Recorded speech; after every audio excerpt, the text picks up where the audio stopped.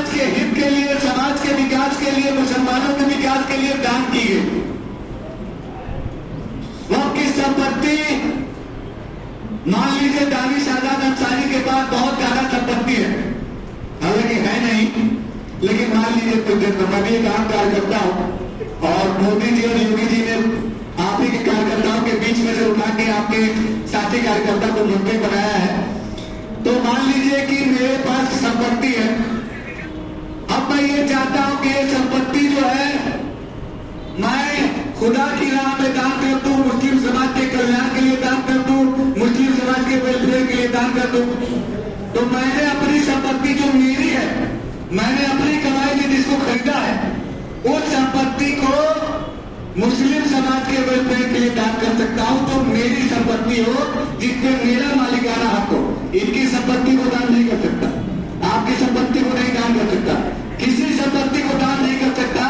दान आप उसी चीज का कर सकते हैं जिसका आपके ऊपर अधिकार हो। तो मैंने जिस संपत्ति में मेरा अधिकार है उसको दान किया। किस लिए किया? कि इससे मुसलमानों का भला हो। कैसा भला हो? इसमें मस्जिद खुल जाए, इसमें स्कूल खुल जाए, इसमें हॉस्पिटल खुल जाए, इसमें कब्रिस्तान खुल जाए, या इसमें और भी कोई धार्मिक संस्था खुल जाए। आर्थिक, सामाजिक और धार्मिक विकास के लिए मैंने अपनी संपत्ति को दान कर दिया। और जिस दिन से मैंने दान किया तो उस संपत्ति का एंटाइटलमेंट यानी उस संपत्ति का मालिकाना हक मेरे से शिफ्ट होके उस खुदा का, उस अल्लाह का हो गया। यानी कि जिस दिन मैंने दान किया उस दिन से ये संपत्ति इससे पहले जिस तरीके से भी इस्तेमाल हो रही हो, लेकिन दान होने के बाद ये केवल और केवल मुसलमानों के धार्मिक या सामाजिक या आर्थिक उत्थान के लिए उसका इस्तेमाल हो सकता है। ऐसी संपत्ति जो दान कर दी गई हो खुदा के नाम पे, खुदा के लिए, मुस्लिम समाज के डेवलपमेंट के लिए, उसको वक्फ कहते हैं। तो पहले के जमाने में बहुत बड़ी है चीज। तो ये वक्फ क्या है, इसका डेफिनेशन है कि ये जो संपत्ति है वो वक्फ है।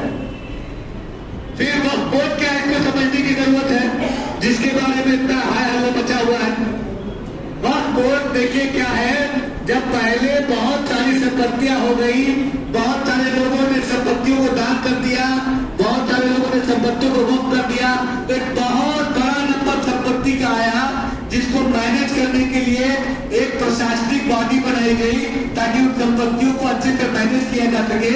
और उसी संपत्ति को मैनेज करने वाले बोर्ड का नाम हुआ वक्फ बोर्ड। ये एक प्रशासनिक बोर्ड है, ये धार्मिक कोई संस्था नहीं है। वक्फ बोर्ड एक प्रशासनिक संस्था है जो कि वक्फ बोर्ड की संपत्तियों को मैनेज करने के लिए बनाई गई।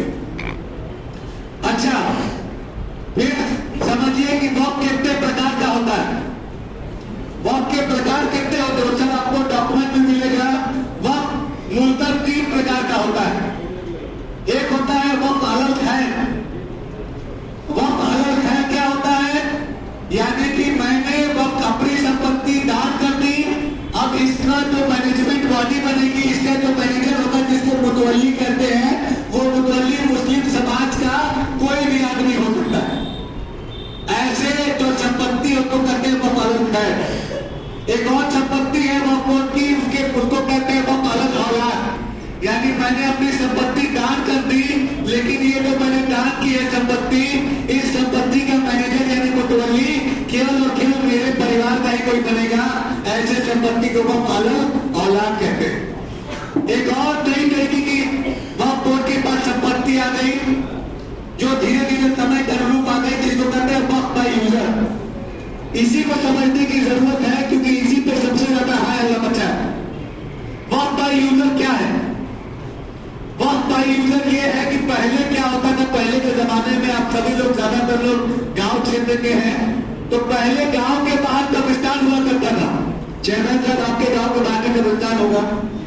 और बहुत ज्यादा ऐसे केसेस आए जहां गांव के बाहर बंजर भूमि पे जो कब्रिस्तान बना दिया गया, जो कब्रिस्तान की तरह इस्तेमाल होने लगा, वो किसी की प्रॉपर्टी नहीं थी, वो बंजर भूमि थी या कोई सरकारी भूमि थी।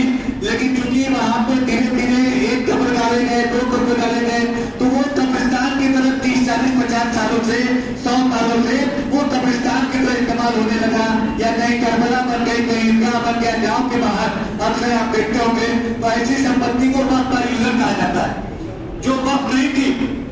जो किसी ने दान नहीं की, लेकिन उसका इस्तेमाल सैकड़ों सालों से, 50 सालों से, 30 सालों से अगर वक्त की तरह होता आया तो उसको वक्त का यूजर कहा है।